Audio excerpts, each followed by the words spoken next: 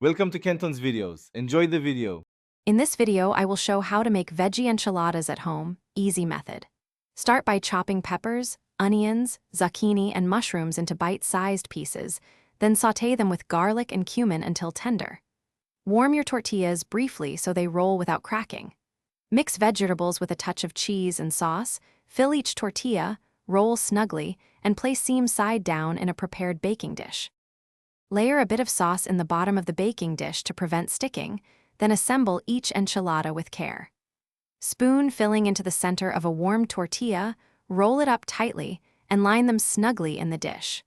Pour remaining sauce over the top and sprinkle with cheese, making sure each roll is well coated for even baking and a golden finish.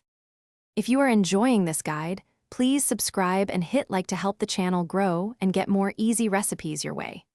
Quick recommendation. I noticed the socks shown earlier are incredibly comfortable. Socks life's too short for cheap socks.